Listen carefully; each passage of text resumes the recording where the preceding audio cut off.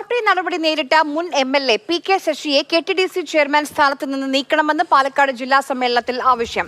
ഗുരുതരമായ പിഴവുകൾ ശശിയുടെ ഭാഗത്തു നിന്ന് സംഭവിച്ചിട്ടും ചെയർമാൻ സ്ഥാനത്ത് നിന്ന് മാറ്റാത്തത് ശരിയായില്ല എന്നും പ്രതിനിധികൾ. ജി പ്രസാദ് കുമാർ നമുക്കൊപ്പം വിവരങ്ങളുമായി ചേരുന്നുണ്ട്.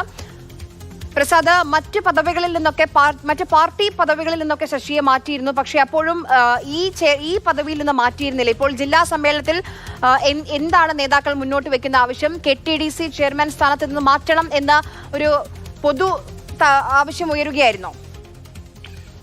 ആര്യ, 3 വർഷത്തിന് ശേഷം PK ശശി പാലക്കാട് ജില്ലയിൽ CPM-ൽ ഒരു ശക്തിയല്ലാതെ മാത്രമല്ല സമ്മേളന പ്രതിനിധി പോലും അല്ലാതായി പാർട്ടി നടപടി നേരിട്ടു. ജില്ലാ സെക്രട്ടേറിയറ്റ് അംഗമായ PK ശശി ഇപ്പോൾ ബ്രാഞ്ചിലേക്ക് നിർത്തപ്പെട്ടിരിക്കുന്നു. MLA സ്ഥാനം നഷ്ടമായി. ഒപ്പം തന്നെ CITU ജില്ലാ സെക്രട്ടറി എന്നുള്ള സ്ഥാനവും നഷ്ടമായി. പക്ഷേ ഇപ്പോഴും സർക്കാർ പദവിയായ KTDC ചെയർമാൻ സ്ഥാനം ശശി വഹിക്കുന്നുണ്ട്. അതുകൂടെ ഒഴിവാക്കണമെന്നാണ് പ്രതിനിധികൾ സമ്മേളനത്തിൽ ആവശ്യപ്പെട്ടത്. MV ഗോവിന്ദൻ മാഷുടെ സാന്നിധ്യത്തിലായിരുന്നു പ്രതിനിധികളുടെ ഈ ആവശ്യം.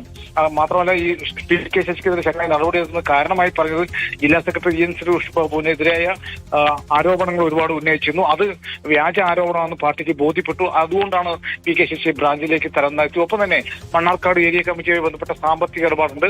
അവിടുത്തെ ഒരു സഹകരണ കോളേജുമായി ബന്ധപ്പെട്ട സാമ്പത്തിക ഇടപാടുകളും ചെറിയ പ്രശ്നങ്ങൾ പാർട്ടി തന്നെ കണ്ടെത്തുന്നു. അതുകൊണ്ടാണ് PK ശശിയെ ജില്ലാ സെക്രട്ടറിയിൽ നിന്ന് ഒഴിവാക്കി ബ്രാഞ്ചിലേക്ക് തരം താഴ്ത്തിയത്. പക്ഷേ ഈ പദവി CITU ഭാരവാഹിത്വം ഒഴിവാക്കിയിട്ടും KTDC ചെയർമാൻ സ്ഥാനം എന്നത് മാറ്റാത്തതിലാണ് പ്രതിനിധികൾ ആമർശം പ്രകടിപ്പിച്ചത്. ആര്യ.